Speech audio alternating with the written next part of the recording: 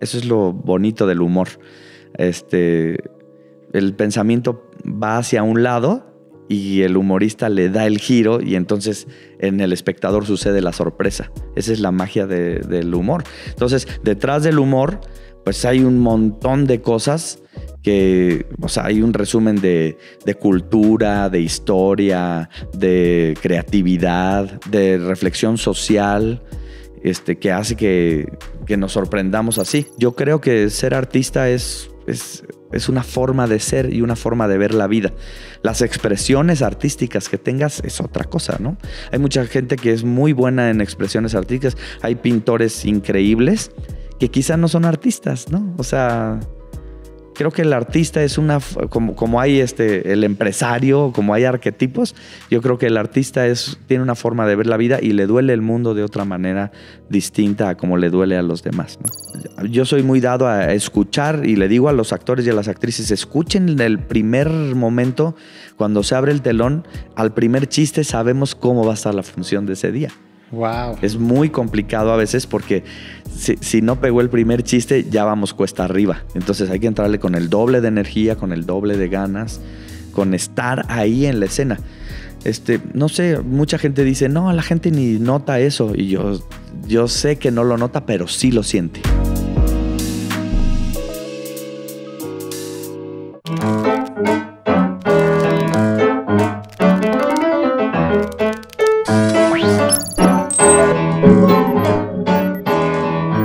Hola amigos, bienvenidos a un episodio más de A Nadie Más Le Importa. Y en esta ocasión pues, estamos de manteles largos. Tenemos como invitado a Ricardo Coca. ¿Cómo estás? Muy bien, teatrito, la carcajada. Muy bien, pues un gusto tenerte acá. Ya vino Chito y ahora nos tocaba contigo. Padrísimo, mil gracias por invitarme. Gracias. No, a ti. Pues bueno, vamos a empezar a platicar. ¿Cómo eras de niño? ¿Cómo fue tu infancia? Mi infancia fue muy alegre, muy llena de cosas quizá extrañas. Okay. No extrañas, pero diferente al entorno en el que yo me desenvolvía. Yo crecí en el centro histórico de Querétaro y en una casa muy grande, pero muy destruida. Y entonces tenía muchos espacios que iba haciendo míos. Porque pues, no había ni muebles en esos espacios. Era una casa de la familia de mi mamá y ahí vivíamos y entonces pues yo disfruté un centro histórico distinto al que tenemos hoy en Querétaro. Había zonas prohibidas, había zonas difíciles, pero desde muy chiquito me salía y entonces mi infancia conviví con muchos artesanos, con merolicos, cuando existían los merolicos. Todas las tardes me iba a ver a los merolicos, que eran estas personas que vendían medicinas naturales, que traían víboras en las maletas. Y entonces, pues, creo que eso enriqueció mi infancia y la llenó de cosas fantásticas. Muy padre. Y luego, pues, tuve dos abuelos escritores por parte de mi mamá. Uno fue cronista de Querétaro y mi abuela fue escritora. Y por el otro lado... tuve un abuelo que venía del campo, pero después fue gerente de la Coca-Cola. Por eso me dicen Coca. ¿Es en serio? Sí. Wow. Me dicen Coca porque mi abuelo defendió con la vida la Coca-Cola. O sea, contaba anécdotas de que peleaban contra los vendedores de la Pepsi y a escopetazos y a todo lo que fuera necesario, ¿no? Wow, sí, aquí había una planta muy grande de la Coca-Cola. Sí. Y mi abuelo era el gerente de ventas de Coca-Cola. Wow. Por eso me dicen Coca. ¿Y tomabas coca? Es el único vicio que tengo. No soy adicto a nada, ni al alcohol, ni a las drogas, ni al café, solo a la Coca-Cola. Porque en mi casa se desayunaba, se comía y se cenaba con Coca-Cola. Estoy intentando desterrar de mí eso, pero pues está ahí en los genes. Sí, es complicado. Está difícil. Oye, entonces, pues todo este contexto cultural y muy rico de tu infancia, la verdad me lo cuentas y me imaginé perfectamente la escena, la elipsis cinematográfica de esa infancia tuya. Sí. ¿Y cómo empezó a gestarse esta parte del teatro? ¿Qué vino antes? ¿Escribías? ¿Qué hacías? Pues creo que tiene dos momentos el teatro en mi vida. El primero es que en esa infancia mi abuela que escribía pastorelas y nos obligaba a actuar. Entonces no todos los primos querían actuar, pero yo siempre quería actuar. Y entonces, pues, ahí, y en los festivales de la escuela siempre me gustaba participar. En esta casa del centro que te digo que yo vivía, mi mamá era muy de hacer fiestas y de inviten a quien quieran y eso. Y ella se disfrazaba de la Llorona y apagaba las luces de mi casa y todo el mundo salía corriendo. Entonces, como que lo teatral y la puesta en escena siempre estuvo en mi vida desde muy chiquito. Después, en la adolescencia, por alguna razón que no logro entender y que creo que conservo hasta ahora, me volví muy tímido. O sea, abajo del escenario creo que soy muchísimo más tímido que arriba. Y entonces se empezó a volver un problema, digamos, fuerte para mí y para mi familia, la timidez que yo tenía. Me era muy difícil relacionarme con los demás. Se me empezó a complicar eso. Y mi papá tuvo el acierto de llevarme al Corral de Comedias y me dijo, métete ese curso con Luis Rabel y pues ojalá que te ayude, ¿no? Y entonces, desde que llegué recuerdo muy bien el primer día que llegué ahí, Luis era muy frontal y muy severo para las cosas y entonces no daba cabida a la timidez. O sea, te decía, haz esto y lo tenías que hacer. Y entonces, la primera vez que me subí a un escenario en ese curso, algo pasó en mí que dije, este es mi lugar, este es el sitio en donde me siento seguro. Y desde entonces no paré de hacer teatro. Eso fue a los 16 años. ¿De verdad? ¿Desde los 16 años y ya nunca más? Ya nunca paré, no, ya nunca. ¿Qué estudiaste? Soy licenciado en publicidad. Ok. ¿Aquí en Querétaro? Sí. ¿Dónde daban la carrera? Se llama Centro de Estudios en Ciencias de la Comunicación. ¡Qué SEC. cool! Sí. Okay. Existe en México y hay carrera de cine. Es en lo que... En publicidad y en cine es en lo que son más reconocidos. Aquí la escuela cerró por problemas que tuvieron y pues ya. Empecé estudiando comunicación en la UVM. Estuve 3 semestres allá y después acabé publicidad. Yo estuve a punto de estudiar publicidad también, Órale. pero me fui por comunicación. Ya, qué padre. Y entonces después empezaste a los 16 años y ahí fue cuando empezaste a meterte de lleno. Sí, al mismo tiempo, como ya me sentí suelto en el escenario, empecé a cantar en un grupo en la escuela y después me incliné más por la música, como que de los 16 a los 20 años seguía haciendo teatro, estuve en el Corral y luego estuve en la Casona del Árbol, que fue otro teatro, pero al mismo tiempo, y digamos que mi prioridad era la música. Okay. Y entonces, pues sí, hice música de trova, de cantautor, de protesta en algún momento. Tuve un grupo que se llamó Cuerdas y Madera, con el que sacamos 2 discos y anduvimos de gira por todo el país. ¿Y cómo fue esa gira? No, fue ¿Qué recuerdas algo... de porque rolar por todo el país haciendo Fue música, padrísimo, hacer toda una aventura? Y sobre todo que pues teníamos 19 años y veíamos que empezaba a funcionar lo que hacíamos, que corría la música. Lo bonito de la música es que corre sola, ¿no? O sea, de repente ya había alguien con un cassette de nosotros, porque me tocó que hiciéramos cassettes, y en Sinaloa, y entonces íbamos a Sinaloa a dar conciertos, y de repente pues empezó a correrse más la voz, no existían las redes sociales, y éramos muy entusiastas de que se escuchara lo que hacíamos nosotros. Recuerdo en las madrugadas nos íbamos toda la madrugada a pegar pósters, cuando se podían pegar pósters en toda la ciudad, en las casetas de teléfono. Repartíamos volantes por todos lados, afuera de todas las universidades, de las escuelas. Nosotros lo hacíamos nuestra propia publicidad. Y pues ya nos llamaban empresarios de un lado, de otro. Los cantautores nos apoyaban mucho, entonces nos decían, abran este concierto, y entonces pues ahí nos íbamos dando a conocer poco a poco. ¿Y tienes algún recuerdo especial de alguna noche, de alguna ciudad? Cuéntame, porque me llama la atención que te hayas dado, como me imagino ahorita, hay una película que me gusta mucho de Cameron Crowe, que es Almost Famous, que se la pasan rolando por Estados Unidos, pero ese tipo ahorita me vino a la mente. ¿Cómo es a los 19 años una gira? No, pues es muy padre porque... Comían poco, ¿cómo era? Sí, pues no, la verdad es que se dio muy rápido que ya te pagaban los viáticos y estas cosas. La verdad es que no la sufríamos, íbamos con hoteles pagados. Rockstars. Sí, sí. No a niveles no, pero digamos, oye, hay gente que se muere en las giras. Pero sin disquera ni nada, y de mano en mano vendimos un montón de discos. A veces... tuvimos acercamiento con algunas disqueras de esa época y nos decían, pues ustedes venden más que algunos artistas, ¿no? Porque pues éramos muy entusiastas, estábamos en eso. ¿Cuántos eran? 3. Miguel Insunza, Javier Bosque y yo. Ah, mira. Sí ubico a los otros dos. Sí. Y fue muy bonito, fue muy padre perseguir ese sueño, que en la universidad nos apoyaran y nos decían falten cuando quieran, o sea, como que lo hacíamos muy en forma, muy disciplinados y también, sobre todo en el disfrute, ¿no? En esto que Miguel Insunza siempre dice de la belleza del intento, ¿no? Claro. Que es increíble. Sí, qué buena frase. A esa edad, sin nada que perder, con toda la ilusión encima y sí con la disciplina, ¿no? Nosotros no pasamos, digamos, una adolescencia y una entrada a ser un poco más grandes en el relajo normal de nuestros compañeros de la escuela, sino que, pues sí, hacíamos bohemias y éramos muy relajientos, pero en otro sentido, en nuestro trabajo. Y lo consideramos trabajo desde un inicio, ¿no? Entonces, ese oficio nos enseñó muchas cosas. ¿Y cuál crees que fue el aprendizaje más importante de esa época como músico? Pues no solo como músico, sino como artista. Creer en lo que haces, ¿no? O sea, no hacer números, no tener miedo. Estas cosas me dejaron una gran enseñanza. Después tuve otro grupo que se llamó El Juglar, con Javier y con Chito. Y entonces ahí ya mezclábamos este tipo de música, pero ahora con la comedia, ¿no?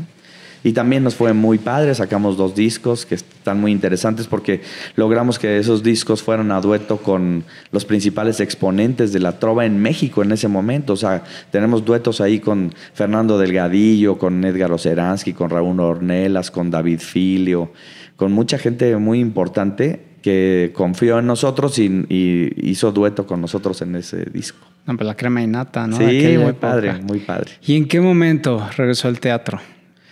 Al mismo tiempo hacía teatro, casi nunca lo dejé de hacer. Solo cuando la época de Cuerdas y Madera era muy intensa la gira, pues no podía estar acá porque nos la vivíamos viajando. Fuera. Pero después cuando terminó Cuerdas y Madera, ya me empecé a dedicar otra vez al teatro. Y entonces con Chito estaba en otra compañía de teatro y intentábamos compaginar. Corríamos de las funciones, terminaba la función a las 11 de la noche y a las 12 teníamos horario para cantar en un lugar que se llama Cuadros Galería Café, que estaba ahí en el Andador 5 de Mayo. Y a veces, o a la 1 a veces teníamos espacio y entonces pues hacíamos los 2 trabajos a la par. ¿Qué edad tenían? Pues ahí ya teníamos como 21 años más o menos. No manches, súper chavos. 21. ¿Y cómo fue que se conocieron? ¿Justo ahí? O sea, ¿cómo fue el momento? Sí, nos conocimos en la Casona del Árbol. También Chito iba en la VM y entonces, pues ahí al mismo tiempo, él iba más arriba que yo en la carrera, pero en la compañía pues estábamos los 2. Entonces, pues nos veíamos todo el tiempo ahí en los ensayos y en las funciones. Ya Chito más o menos vino acá a platicar, pero ¿cómo fue ese clic que surge ya cumplieron 20 años de recorrido? Se dice fácil, pero es un hijo. 20 años el teatrito, pero yo actuando con Chito pues más de 25 años. Porque antes de tener el teatrito, Chito y yo hicimos una compañía que se llamaba El Sombrero Izquierdo. Y entonces rentábamos espacios y hacíamos obras de teatro, pero no eran nuestro espacio, nos prestaban o nos rentaban espacios. Okay. Y entonces, pues nos conocimos en esta compañía y nos volvimos muy buenos amigos.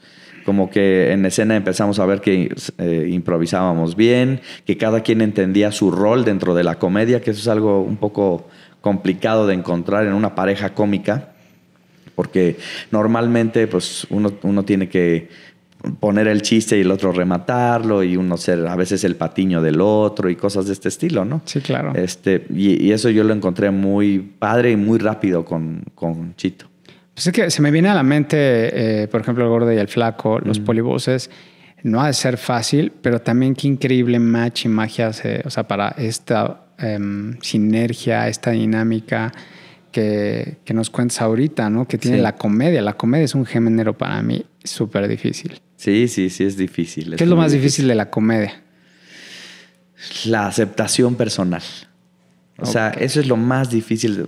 Y te lo digo desde el lado del humorista, ¿no? Del comediante. O sea, cuando tú te aceptas, cuando aceptas tus defectos, cuando aceptas tus errores, cuando aceptas los errores del otro y los conviertes en algo importante o en algo que destaca, pues entonces empieza a ser comedia de a de veras. Porque tú has visto o debes de tener amigos que uno cuenta un chiste y y no pega tanto ni en el grupo de amigos ni en la familia, y luego llega otro y cuenta el mismo, y entonces eso sucede normalmente porque se tiene fe en uno mismo.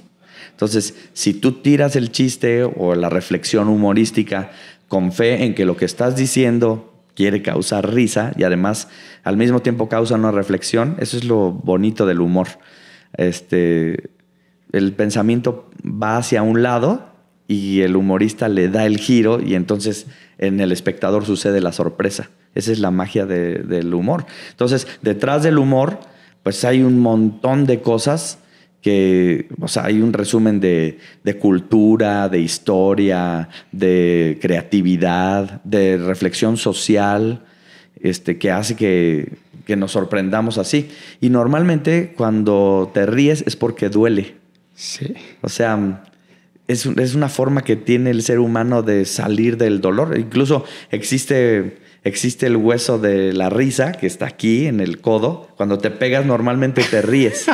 Es una reacción del cuerpo, y también de la mente y pues yo me imagino que del alma, de salir de es como caer al agua, ¿no? A los hielos, pues, y salir. Y la risa es una liberación, en realidad. Sí, de hecho es una manifestación del alma tal cual genuina, no lo puedes fingir. Sí. O sea, lo intentas, pero no funciona. Claro, sí. Wow. Y cuando empiezan a trabajar tú y Chito en esta compañía, pues también jóvenes, ¿no? No podían ver lo que venía. Pero ¿cómo fue oye, ¿qué onda? Pues vamos a empezar a hacer esto y pam, trabajar. ¿Cómo fue esa época? Lo más increíble de trabajar con Chito ha sido que todo fluye, siempre fluye. De alguna manera, no sé, yo me siento muy privilegiado de la gente con la que he trabajado en mi vida. Como que a mí la vida siempre me ha puesto en lugares en donde hay gente que pues es mucho más genial que yo, que tiene más talento que yo. Y creo que el único talento que yo he tenido es saber gestionar, estar ahí y conservar esa relación con las personas con las que me ha tocado estar, tanto en la música como ahora en el teatrito con Chito, ¿no? O sea, pues todo ha sido diversión, todo ha sido... Hace 2 semanas estábamos desayunando Chito y yo en un restaurante aquí en Querétaro, y no podíamos de la risa, estábamos botados de la risa, y se acercó una señora que es clienta del teatrito y nos dijo, ¿cómo le hacen después de tanto tiempo para estar ahí menseando tanto, ¿no? Y creo que ha sido pues la base de nuestra relación, tanto en amistad como arriba del escenario y como socios, pues aprender a ver la vida de esa manera, o sea, reírnos de prácticamente todo lo que sucede. Nos han sucedido cosas muy fuertes en el camino, y solo sé que son fuertes porque las volteo a ver o porque las cuento en algún lugar y digo, ay, sí estuvo fuerte, pero ni cuenta nos dimos. O sea, siempre fluye de alguna manera. Y eso no quiere decir que no haya momentos de seriedad y momentos de donde resolver, ¿no? Pero hasta esos momentos han sido divertidos. No, pues me queda claro, o sea, sostener una profesión por 20 años y ahorita ustedes ya como empresarios con una larga carrera, pues necesitas estructura. Lo que me comentaste cuando estabas en la música, que eran disciplinados o estructurados. Sin eso, ¿estás de acuerdo que no funcionan las cosas? Sí. Van de la mano el talento, pero más con la perseverancia, ¿no? Porque lo vas desarrollando. Ahorita, como hablaste de la comedia, bueno, tienes un gran conocimiento, me queda claro. Y todo esto te lo ha dado la práctica y estar ahí arriba del escenario, que a final de cuentas en este oficio son las tablas, ¿no? Las tablas y lo que bien dijiste ahorita, la constancia es o sea, si me preguntaran escoger una sola cosa, la constancia. La constancia. Y bueno, sí, también obviamente pues el ser objetivo con lo que haces, ¿no? Si tú te das cuenta que eres medio bueno para algo y puedes llegarte a volver muy bueno, está padre, pero también a veces terquear en algo que no es o que no funciona, pues no sé, habrá historias que sí han funcionado a mucha gente, pero luego ves, y más en hacer reír, híjole, yo creo que sí se necesita haber tenido una infancia en la que te hicieron reír muy probablemente. O sea, o que te dolió mucho esa infancia. También conozco muchos comediantes a los que les dolió tanto la vida que solo no les queda otro remedio que reírse de ella, ¿no? Tienes razón. Sí, la comedia tiene pues es muy ambivalente, ¿no? Sí. Y hay muchas películas que hablan sobre eso. Hablando de ya que empezaste a estar en el escenario con Chito, ¿qué fue lo que fuiste aprendiendo en el paso ya conforme empezaron a pasar los años? La primera compañía y después ponen el teatrito, me imagino. Sí, pusimos el teatrito en donde era Cuadros Galería Café. Okay. Y ahí estuvimos 2 años y de pronto un día nos avisan que van a cerrar ese lugar y pues tuvimos que conseguir el lugar en donde estamos ahora. Y ya con o sea, cuando empiezan a formar, ¿qué fue lo que empezaste a ver en ti como artista arriba del escenario? Que como esta parte de crecimiento que, ¿sabes? De que empezaste a agarrar como tablas, cancha. ¿Dónde fue el switch que dijiste, wow, ya estoy más en el lugar a comparación de cuando te presentaste a los 16 años en tu primera clase? Sí. Te diría que yo creo que ese momento nunca ha llegado y que llegó desde el primer momento. Aunque suene raro, es así. Desde el primer momento que yo me subí a un escenario, sentí que por alguna extraña razón yo debería estar ahí. Por mí, no por los demás. O sea, no en un acto engreído de decir, vean lo que yo hago. No. Porque yo he aprendido a ver el arte y sobre todo el escenario como un maestro de vida en el que me analizo todo el tiempo, en el que lucho contra mis demonios, contra mis fantasmas, contra mis miedos y también también disfruto lo que me hace sentir vivo, ¿no? Entonces, siempre el escenario para mí ha sido un lugar natural, pero también con el que peleo todo el tiempo. O sea, todo el tiempo estoy en esa reflexión. Para mí es meditativo estar en el escenario. Yo estoy tirando textos y estoy ahí, estoy en el papel, pero también estoy resolviendo mi propia existencia todo el tiempo. Aunque esté haciendo comedia, aunque parezca banal lo que hago, siempre mantener un personaje ahí en ese estado de lo bonito que es el teatro, que es el estado más puro del aquí presente y en el ahora, exacto.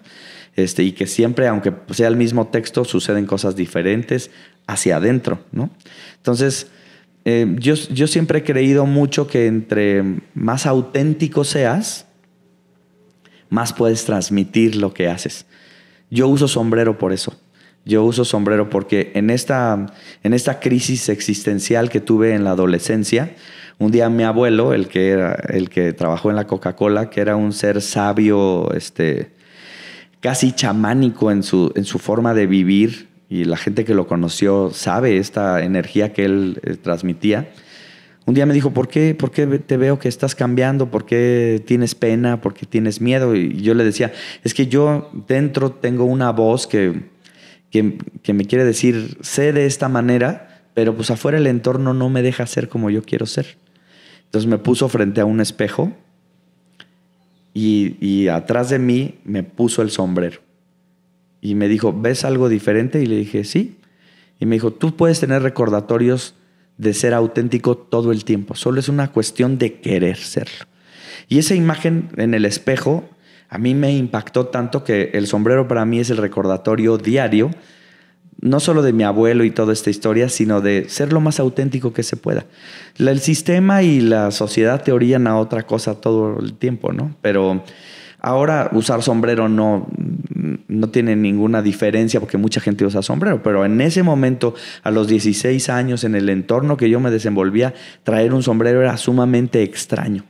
Y entonces eso me diferenciaba y encontré en ser diferente la puerta para muchas otras cosas que mi entorno no me iba a llevar a eso. Entonces, pues eso es el escenario para mí, eso es el teatro para mí, eso es el arte para mí. Yo creo que ser artista es una forma de ser y una forma de ver la vida. Las expresiones artísticas que tengas es otra cosa, ¿no?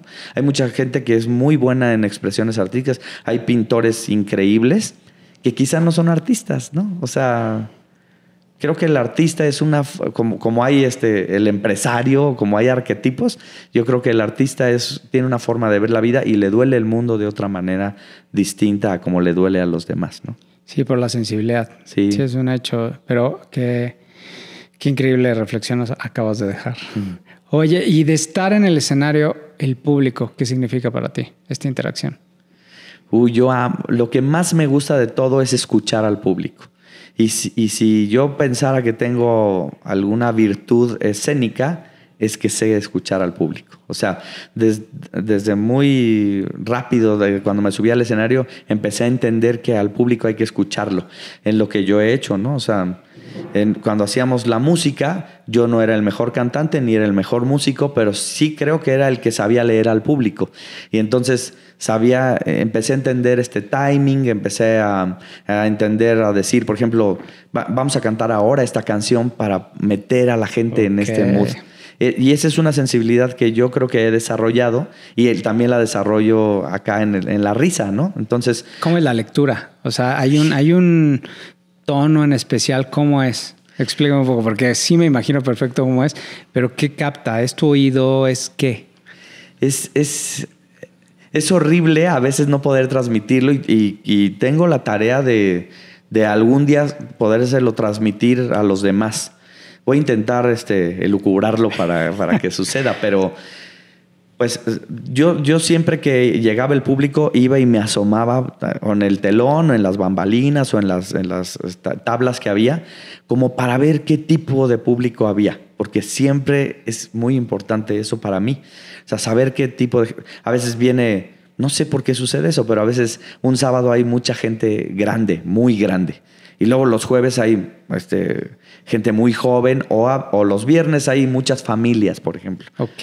Y entonces es completamente diferente, aunque sea la misma obra, claro, el timing con el que hay que tirar cosas o el énfasis que hay que hacer en ciertos chistes, que pues, si hay más jóvenes sabemos que todo lo que está en redes y en TikTok y eso va a pegar más, a que si hacemos remembranzas del Querétaro de antes, por ejemplo, cuando está la gente grande, ¿no?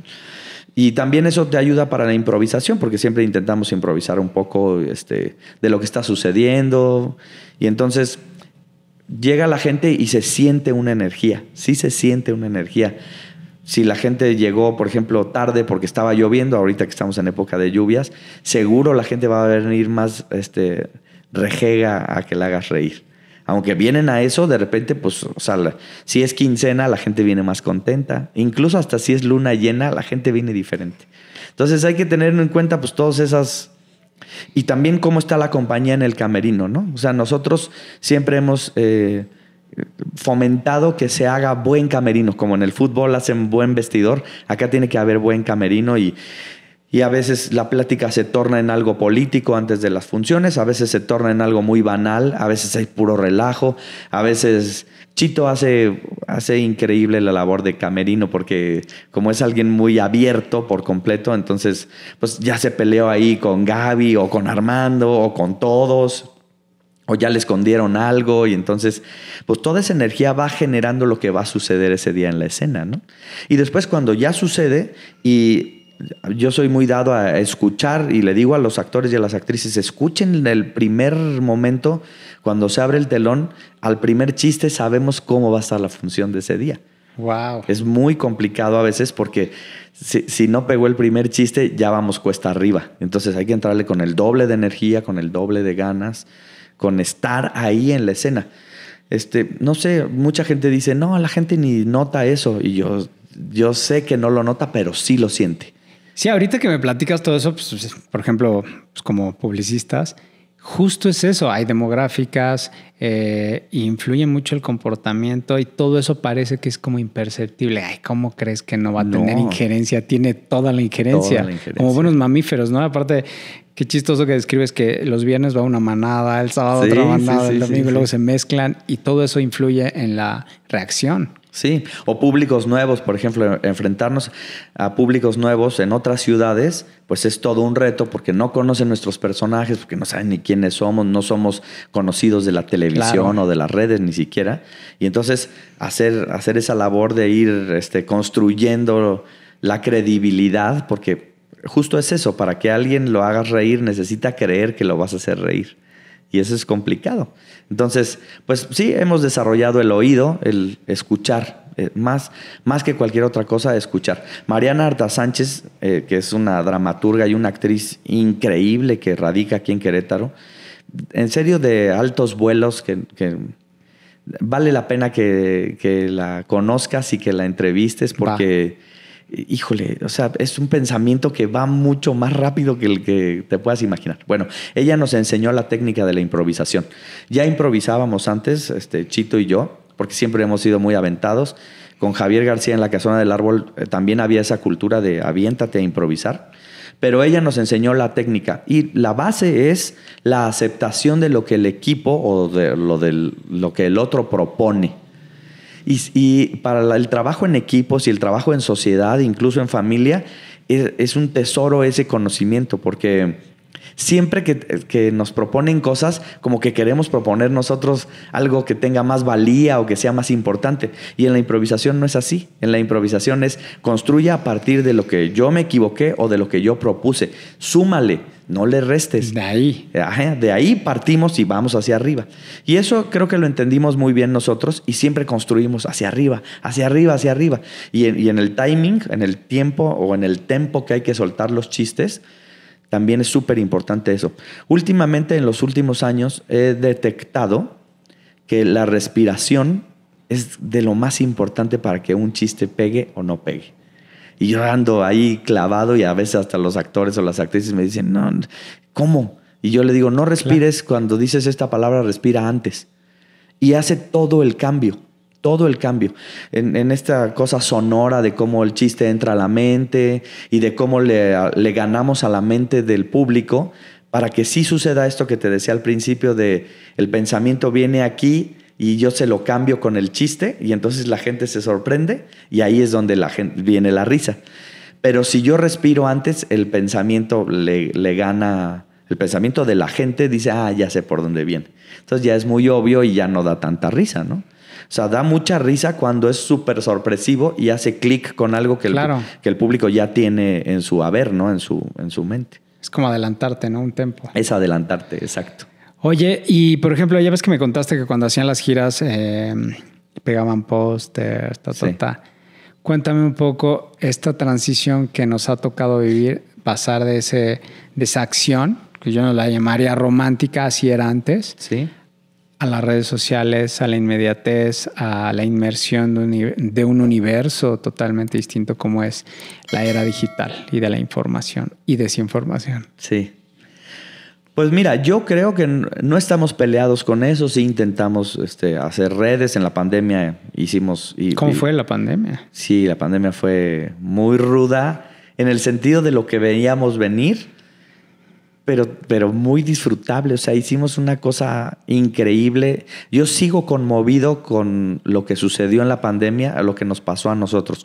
Nosotros de repente cuando un día vimos que no nos iban a dejar abrir, Sí, que esto iba a suceder así, un día le dije a Chito, yo me voy a volver loco. Llevábamos 16 años sin parar ni un fin de semana. Nunca habíamos parado. Entonces...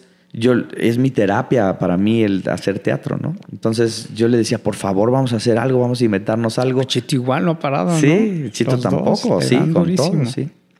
Y entonces, pues dijimos, pues a ver, vamos a empezar a hacer transmisiones. Y empezamos a hacer transmisiones y de repente la gente empezó a sumarse y a pedirnos, no, hagan más, hagan más. Y entonces, pues fue una diversión Una terapia todo. a la locura, que era el encierro, ¿no? Sí. Wow. Y la única premisa era no hablar de la pandemia.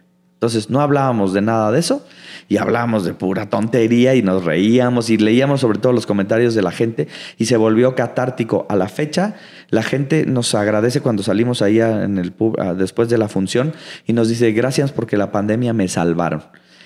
Y a mí me conmueve mucho eso porque digo, sin querer lo hicimos y la gente nos salvó a nosotros, no solo porque nos permitía estar actuando, sino porque empezamos a dar un número de cuenta para juntar para la renta y no sabes lo que fue eso. O sea, desde empresarios muy importantes nos pagaron la renta de un mes entero en ocasiones, pero la gente, el público del teatro...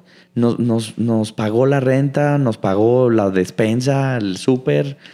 Yo estoy conmovido con eso. O sea, ¿cómo puede ser que alguien, que dos payasos, porque somos unos payasos, pues la gente los quiera, ¿no? O sea, es muy bonito eso.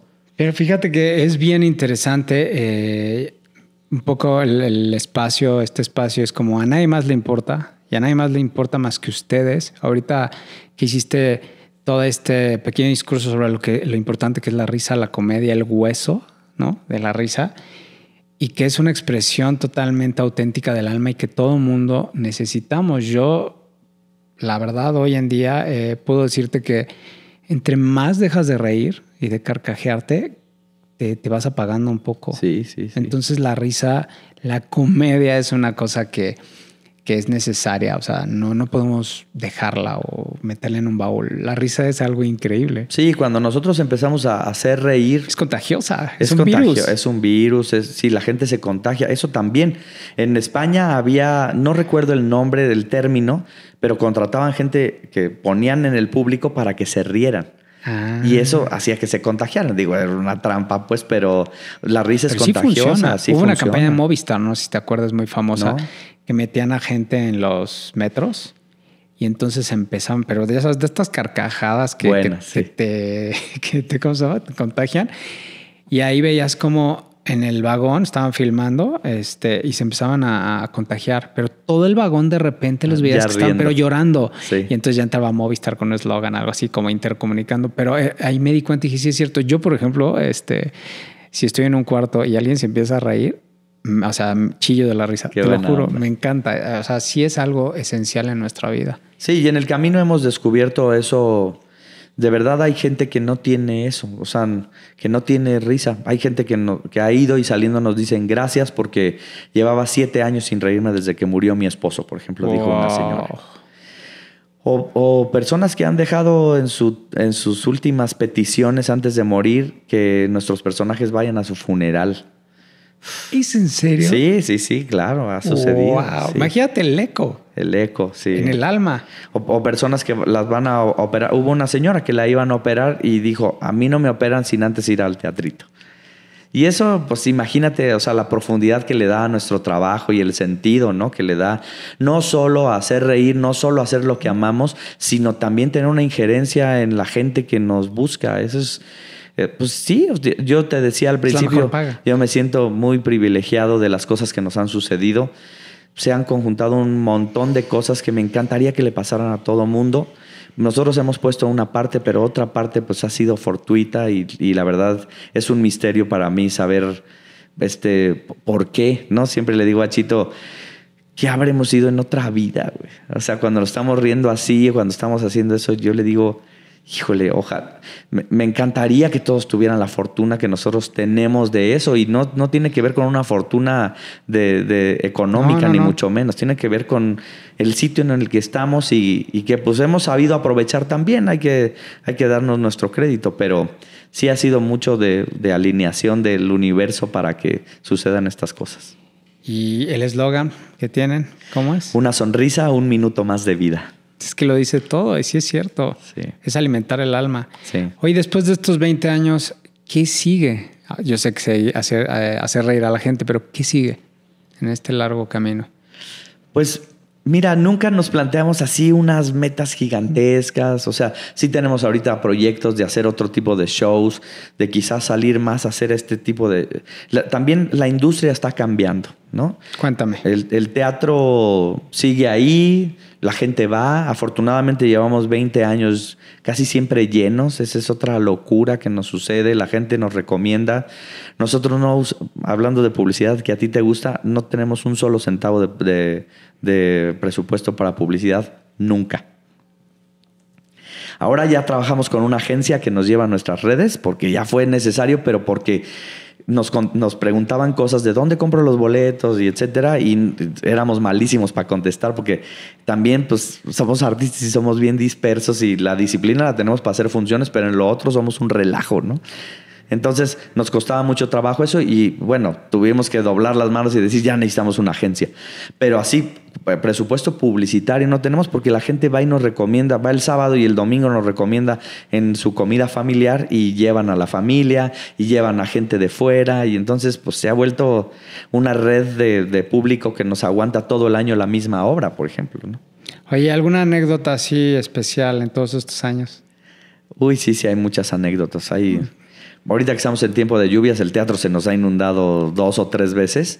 Okay. Y eso es increíble porque también con el agua arriba del tobillo, paramos una función y le dijimos a la gente, pues tenemos que parar. Y la gente dijo, no, al final les ayudamos a sacar el agua, pero sigan. ¿En serio? Y la gente con el agua hasta la rodilla, bueno, no la rodilla, pero arriba del tobillo, empapados y todo. Y lo lindo de ese día, por ejemplo, fue que después la gente se quedó a limpiar con nosotros el teatro, a sacar el agua. Wow. Cosas muy bonitas. Sí. Pues no, han sucedido muchas cosas. O sea, gente que ha dado anillos de matrimonio a media función y gente a la que le han dicho que no en esas peticiones. Eso ha sido horrible. Porque después haz reír después de que... No, bueno. Sí, se ha metido gente... Se han metido indigentes entre el público que se meten con la obra y piensan que está sucediendo algo ahí y hay que sacarlos en personaje. Una vez pasó eso. En la primera fila quedó un espacio, una silla sola, y alguien se metió, era un indigente, nosotros no sabíamos porque ni se ve desde el escenario la gente, es oscuro. Y entonces de repente empezó a increpar a mi personaje, que yo estaba haciendo una bruja, y entonces empezó a insultarme, ¿no? Y luego hay gente... Te han tocado tías o no sé, o abuelitas que se meten con la novela y dicen, no hagas eso, no te enamores de él. Bueno, eso pasa en el teatro también. Y hay gente que se mete tanto en la historia que está hablando con el personaje desde el público. Y pensé que era uno de esas personas, ¿no? Que se mete con el personaje. Empecé a improvisar con esa persona, pero como que no había eco ni se callaba. Y luego, ya cuando salió Chito a escena, de las bolsas, la persona que estaba ahí sentada en el público empezó a sacar piedras y se las empezó a aventar. Y entonces, pues ya con una silla nos cubrimos de las pedradas y no sé qué. Y Chito, en el personaje que haces, que es un indito muy noble y muy tierno y muy simpático, lo sacó, le dijo, vente tío, te invito a un cafecito acá en la cafetería y no sé qué.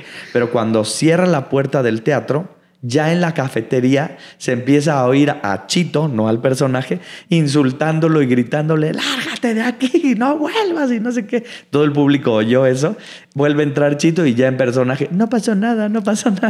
Estuvo buenísimo, estuvo muy chistoso. Oye, la de Moisés, que me contaste. Ay, sí, el show debe continuar. Esa es una gran lección de Moy, que se dedica al doblaje, pero también ha hecho muchísimo teatro. Y un día, Chito, pocas veces en 20 años nos hemos enfermado al grado de no poder dar función. Yo como un mes sí me quedé mudo y pues ya no pude. Y en esa ocasión Chito se enfermó del estómago. A 5 minutos de empezar, el público ya estaba allá afuera. Y entonces empezó muy mal, estaba verde, o sea, muy mal, ya se iba a desmayar. Entonces salí a decirle a la gente que no iba a haber función, pero antes de decirle a la gente me encontré en la fila a Moy, que es una de las instituciones de doblaje en México y Latinoamérica. Moisés Palacios, exacto. Y entonces me dice, Moy, ¿por qué estás así de asustado? Y le dije, vamos a cancelar la función, Moy. Yo ni sabía que él estaba ahí, lo conocíamos y era amigo, pero... Y entonces me dijo, ¿cómo crees? ¿No? El show debe continuar. ¿Qué pasó? Le dije, Chito está muy enfermo y se lo van a llevar al hospital ahorita. Y me dijo, no, ¿qué hay que hacer? Yo hago su papel. Y yo le dije, no, pues, o sea, lleva todo el papel él, o sea, todo el texto lo tiene él. Y me dijo, manda a Chito al hospital, no suspenda la función y vamos al camerino. Lo metimos al camerino por atrás, no le dijimos nada a la gente. Nada, yo lo que pensé es, si sale mal les decimos a la gente y le devolvemos su dinero. Si sale bien, pues ya salió bien, ¿no? Y entonces... pues ahí explicándole ya, estábamos encima en la tercera llamada, se puso lo que pudo, yo hice el papel de Chito y él hizo mi papel, entonces yo me sabía el papel de Chito y yo le iba diciendo algunos textos a él, pero entre escenas a Moy le decía, pues ahora va a suceder esto y esto. Me decía, órale, y le entró con todo y eso es lo increíble de la gente de teatro, ¿no? O sea, la gente de teatro no se detiene. Es que el teatro sucede, ¿no? O sea, es puro jamming, ¿sí? Sí. Qué rico, ¿no? Es que, bueno, toda esta parte que ustedes tienen esta fortuna de estar arriba del escenario y empezar a construir y a labrar con el tiempo. O sea, esto que me platicas es una cosa brutal, ¿no? Sí. Es como los que se dedican a dar conciertos masivos, ¿no? O sea, esa energía que te... Sí. Eso tiene el teatro. Sí, tiene el teatro esa presencia, eso que suceda en el aquí y ahora es increíble porque es la vida sucediendo allá arriba. Por eso el teatro no se va a acabar. Y empezábamos diciendo esto porque la industria sí está cambiando. Antes nos decían para contratarnos una empresa, ¿cuántos actores traen o actrices? ¿Cuántos son en total? Y con base en eso, valoraban si te contrataban o no y también si lo que estabas cobrando era válido o no. Eso fue hace algunos años. Okay. En teatro, ¿no? O sea, las compañías grandotas pues eran impactantes y de repente se empezó a reducir al grado que ahora nadie te cuestiona eso, sino que la gente busca stand-up, por ejemplo. Sí.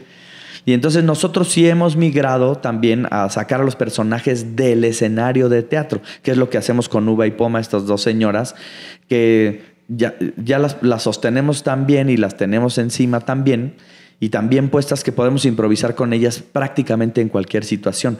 Digamos que esos personajes ya piensan por sí solos, y entonces si me dices que vayamos a conducir un evento con el personaje, lo podemos hacer, ¿no?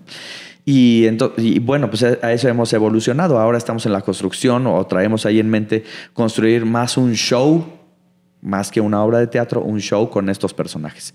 Ya lo hacemos, pero lo queremos hacer más en forma, quizá con músicos, quizá con bailarinas y bailarines. O sea, hacer algo un poco más estructurado en forma de show, más que de teatro. ¿Con Uva y Poma? Sí, con Uva y Poma. No, hombre, es que están tremendas. Sí, va a estar padre, va a estar padre. No, sí, son muy famosas ellas, ¿no? Sí, en la pandemia fue lo que sucedió con ellas, sí.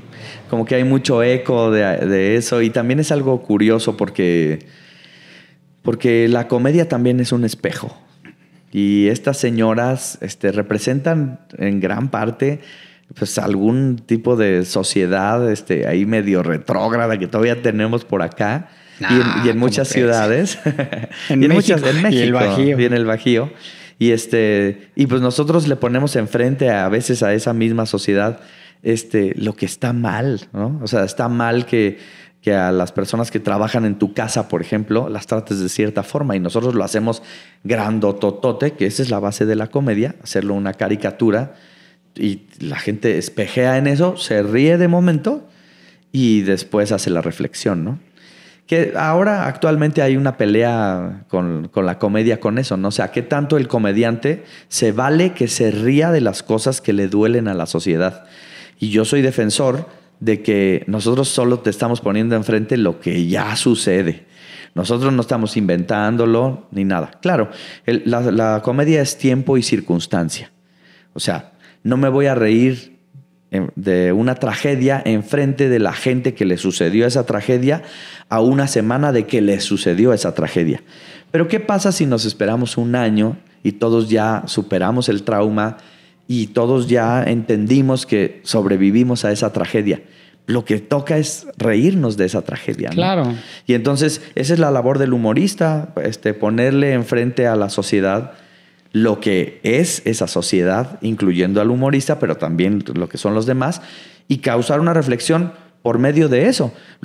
En otros géneros se hace de otra manera, pero en el humor tiene valía confrontar a la sociedad con sus propias cochinadas, ¿no? O sea, es muy interesante cómo ahora se quiere censurar eso, pero no debe de ser así. O sea, el comediante no genera eso. No. El comediante no lo genera la sociedad, y nosotros lo ponemos a la vista de todos, quizá de una manera muy burda, quizá de una manera muy grandota, pero así de grandote es adentro. Entonces, pues más bien resolvámoslo como sociedad hasta el punto en donde ya no nos podamos reír de eso. Claro. Sí, a mí me parece la comedia el vehículo ideal para la crítica social, porque Sí. es suave. O sea, como si tú primero te ríes y ya que pasó la risa, te queda una reflexión, ¿no? También estas comedias de humor negro que dices, wow, no lo había visto de esta manera. Ah, ¿verdad? Correcto, sí. A mí me encanta el humor negro. Creo que esta sociedad no está preparada todavía para eso. Nosotros tiramos así de repente algunos chistecitos de eso, y a veces también nos topamos con pared, ¿eh? O sea, nos topamos con pared con gente que hace, en vez de reírse, hace como, ay, eso dolió. Pero bueno, pues también es parte de la labor. Para romper los paradigmas. Sí. Oye, cuéntame, Coca, hiciste una peli hace poco, ¿no? Sí, estuve en una película. ¿Cómo fue la experiencia de hacer cine? Súper interesante, muy diferente a lo que yo hago. También actuar con gente que no es chito o que no es mi compañía es todo un reto, porque sí se trataba de que mi personaje fuera fársico y rompiera. Y entonces encontrar ahí como la réplica distinta a la que yo he tenido siempre, pues fue difícil, o sea, fue más bien construir hacia mí, dejarme en manos de otro director cuando estamos acostumbrados a autodirigirnos. También fue un reto, pero pues Paco Álvarez, que fue el director de esta película, es muy lindo, es un gran ser humano, entonces lo trabajé con él, muy interesante, muy padre. Claro que yo me veo en la película y digo, ay, hubiera hecho esto, hasta, no sé, o sea, como que en el teatro hay la posibilidad de hacerlo esta vez mal y las siguientes 100 funciones hacerlo mejor, ¿no? Sí. Y acá no, acá pues corte y queda y ya.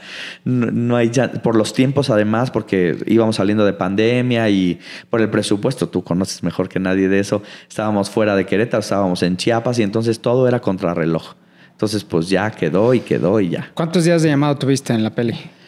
Tuve 3 días súper intensos de llamado. Wow, yo vi la peli, ¿3 días? No, y la mitad de las escenas en las que yo salía no están. Yo vi la peli y dije, aquí falta más material. Exacto, sí. O sea, era bueno el personaje que tenías. Sí, al parecer les compraron la película y les pidieron que le cortaran un poco. Y entonces pues, resultó que coincidió que había algunas escenas en las que yo estaba. Había escenas muy bonitas en San Cristóbal, en donde yo estaba.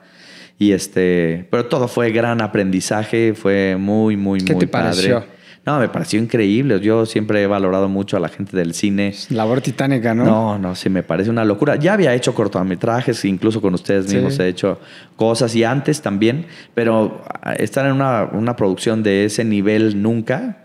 Y después, en lo que se convirtió esa película, tampoco yo pensé que se fuera a convertir en eso. O sea, te digo que, pues, no sé, o sea, a mí me duele que hay compañeros y compañeras, actores y actrices que los veo que luchan y hacen castings y a veces es solo estar en el momento o que alguien te vio haciendo otra cosa y dices, tú das con el personaje, a ver, haz un casting.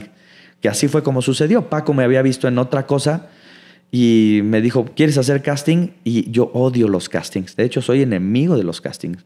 O sea, para el teatro no hacemos casting a la gente. Se me hace que es poner al actor y a la actriz en un momento en el que ni sucede bien lo que tiene que suceder. ¿Qué propones? Porque me llama la atención. Sí, eso. creo que debería haber dinámicas distintas. O sea, el casting debería ser, una plática seria con el actor o la actriz. Ya cuando viste el perfil, ¿no? O sea, cuando ya ves un perfil que se parece a lo que tú quieres, pues quizá te quedes con unos 5 y a esos 5 no los pongas contra las cuerdas porque pues quizás saben hacer cosas que no van a hacer en la frialdad de... No sé cómo hagan ustedes los castings, pero en castings que yo he estado, yo digo...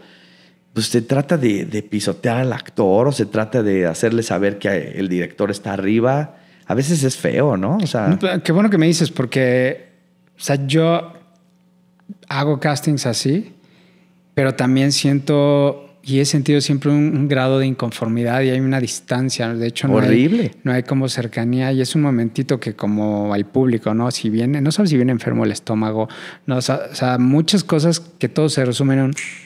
Exacto. Y a lo mejor era el que necesitabas o era el ideal, pero ese día no era su día. Exacto. Y yo sé que hay callbacks, pero también, ¿cómo lo harías?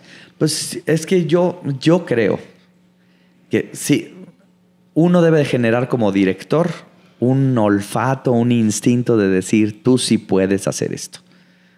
A mí me pasa, por lo menos con mis actores y mis actrices, yo desde que los veo entrar a presentarse, ya digo, si nos sirve para esto o no nos sirve para esto. Esa es la verdad. Y yo intento, junto con Chito, generar una plática afable en donde, a ver, cuéntanos qué has hecho. Y ahí la misma actriz o el actor te terminan diciendo cómo expresan, cómo todo, y tú ya ves si vas a poder construir con él o no. O sea, a mí me ha pasado que he visto muchas actrices y actores muy buenos que los he visto en otros trabajos y a la primera entrevista con nosotros digo, no va a funcionar con nosotros. No va a funcionar porque nosotros tenemos un estilo, ¿no? Claro. Y uno tiene que ser consciente de, en mi estilo de dirección, este actor va a ser el vaso vacío que yo necesito que se llene de ciertas cosas o no. Entonces, pues yo creo que pues, es más labor del director tener ese olfato y decir, sí me sirve saber, sí, dame unas líneas, sí, vamos a hacer esto, pero no en este ambiente frío, horrible que le sucede. Si platicas con los actores y actrices, puta, ese es el verdadero trabajo de ellos, es el sufrimiento y no está padre que suceda. La así. única cosa en cine es que sí tienes que verlos a cuadro. Porque Claro. la cámara es, Sí. ya sabes, otra cosa. ¿Cómo, Sí. cómo fue verte a cuadro? Híjole, sí, fue súper exótico, ¿no? ¿Verdad? Sí. Con todos los, bueno, artefactos, ¿no? Que te rodean, pero es así como cuando ves la peli y lo más chingón es que te inmortalizaste ya. Sí, es muy O sea, esa bonito. peli cuando la veas 10 años, 15 años, Sí. esa es la magia que tiene el cine. Es muy bonito y también pues aprender a construir un personaje en otro tono, pero también aprender a entender que los motores del actor son los mismos. O sea, yo sé ponerme en un personaje y lo único que necesito quizá para el cuadro del cine es contenerlo un poco más en las expresiones y en, bueno, también en la construcción del tiempo, que es distinta, ¿no? Pero pues muy interesante, muy bonito, muy padre, saber que también hay otros lugares en los que te puedes parar y que estos casi 30 años de estar en los escenarios te dan una tabla que construye. Es lindo, es muy bonito, es darle valía a tu trabajo. Y ya después, pues, esta cosa de la faramalla de la alfombra roja y los medios. Y verte en la pantallota, ¿qué tal? Y verte en la pantallota y todo. Pues sí es intimidante, es intimidante. Y también aprender que esa industria se comunica de una manera totalmente distinta a lo que yo conozco, pues es muy interesante. Fue muy bonito, muy padre, muy bonito. Lo volvería a hacer. Quizá, pues sí, ahora como entendiendo otras circunstancias, aprendiendo todo el tiempo. O sea, sí creo que antes de hacerlo, por ejemplo, si hubiera la oportunidad, tomaría un curso de actuación a cuadro. Porque yo pensaba que el director me iba a decir todo y hay estilos, ¿no? Entonces sí me dijo algunas cosas, pero pues otras las debería haber construido yo. Entonces no me quedo totalmente satisfecho con el papel que hice, pero está interesante haberse vencido. Me pasó una anécdota muy chistosa en la película. Estuvo padre porque me dieron el guión, lo leímos ahí entre todos. Y no leí una acotación o en ese momento no la vi o no sé si el guión cambió, ya no supe cómo estuvo la cosa. Pero cuando ya estábamos en la filmación, en el set, yo tenía un mameluco que usaba mi personaje y entonces dicen, ya terminamos todas las escenas, ahora sí ya le pueden hacer el hoyo al mameluco, les dijo el director a las de vestuario. Yo como que no entendí, me dijo, pues vente Coca, vamos acá donde tenemos los vestuarios. Y me dijeron, pues va a ser un poco incómodo porque vas a tener que estar un rato en lo que te recortamos la parte de atrás. Y yo, ¿cuál parte de atrás? Pues donde te van a ver las pompas. Y yo como que, o sea, no entendí lo que estaba sucediendo y les pregunté y no sé qué. Como que se dieron cuenta y Paco, el director, me dijo, ¿cómo? ¿No te dije o no leíste la acotación? Aquí saludas al final y cuando levantas la mano se te levanta el saco y no traes nada. Va a ser un momento muy cuidado y todo y no sé qué. Y yo soy muy pudoroso. O sea, yo soy muy pudoroso. O sea, a mí me dio eso en ese momento. Dije, ¡a la madre! O sea, sí fue algo importante para mí. Pero dije, bueno, pues hay que vencer esto. Va a ser un momento chistoso de la película. Está padre también. Y pues ese es el momento de la película en el que mi personaje es como que destaca, ¿no? Como que muchas entrevistas y todo me decían ya te conocimos todo y cosas de ese estilo. Fue un momento muy cómico, muy simpático, muy padre. Sí, un gag en el que vencí un miedo que a mí me podría haber dado muy fuerte. Cuando le conté a mi esposa lo que había hecho, ella me decía, no manches, ¿es en serio? Tú hiciste eso y yo le decía, pues sí, pero hay que vencerse. Y ya quedó inmortalizado. Y ya quedó inmortalizado, sí, está padre. No, hombre, qué maravilla. Pues un placer esta charla. Nada más me gustaría cerrar con esto, como reflexión de todo este tiempo que llevas y empezaste desde los 16 años. ¿Qué recomendación le podrías dejar a todas las personas y a los jóvenes también en este mundo de inmediatez, a veces de poco esfuerzo, ¿sabes? De que todo es así, de que se quieren saltar procesos y ¿qué podrías aportar sobre eso? Pues a mí no me encanta la idea de dar consejos porque también se habla o hablamos de las cosas bonitas, pero también uno ha sido un relajo y también la vida cuesta y etcétera, ¿no? Pero pues quizás si Si alguien está dudando en hacer lo que le gusta hacer, que no dude, que no haga números. Ahora hay un montón de podcasts y un montón de charlas en donde te dicen que seas empresario y que seas y que tienes que hacer números y que tienes que tomar un curso, y yo diría absolutamente todo lo contrario. O sea, yo lo que diría es, si tú crees en lo que tú quieres hacer, hazlo. Porque la magia está en el camino, no en lo que consigues con eso. O sea, en el camino, o sea, se hace camino al andar. O sea, el burro no camina hasta... exacto, que o sea, la carga hace andar al burro. O sea, no te detengas en eso, no escuches tanto a los demás tampoco. La verdad es que hay ahora una tendencia muy de, pues yo hice esto y tú haces esto. No, cada quien forja su camino de maneras distintas. Sí se necesita, yo creo que se necesita ser auténtico. O sea, no estar intentando imitar a nadie más. Claro, todos tenemos referentes, pero en lo que te nazca, eso haz.